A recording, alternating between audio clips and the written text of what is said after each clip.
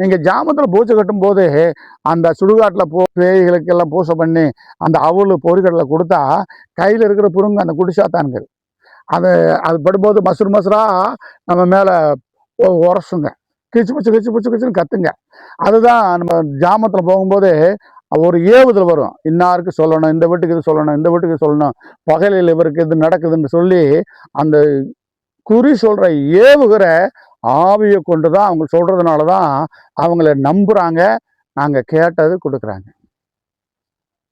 புரியுதா சொல்கிறது? என்னையா அப்படி சொல்கிறேன்ருக்கியா? இன்றைக்கும் அதுதான் ஜோசியம் பார்க்குறாங்க. ஆனால் பொய் சொன்னால் அவங்களுக்கு நல்ல காலம் பிறக்குது, ஒரு 1000 ரூபா கொண்டா கொடுப்பியா? கொடுக்க மாட்டேன். அப்போ நாங்கள் என்ன செய்யணும்? உனக்கு ஜோசியம் பார்த்து நீ நம்புகிற அளவுக்கு என்ன செய்யணும்? மண் அள்ளி சர்க்கரையாக்கணும். உன் கையினாலேயே மண் அள்ள சொல்லி அதை சர்க்கரை ஆக்கணும். உன் கையினாலேயே கல்லை எடுத்து வர சொல்லி அதை கல்கண்டா உனக்கு திங்க கொடுக்கணும் இல்லையா? உன் கண்ணுக்கு முன்னாடி ஒரு பேப்பர் எடுத்து அதை மரமரன்னு பூசை பண்ணி அது 500 ரூபா தாளா மடமடன்னு காட்டணும். அப்போ தான் நீ என்ன செய்வ? ஓ, பெரிய மந்திரவாதியாக நம்புவேன். அல்லேலூயா, அல்லேலூயா.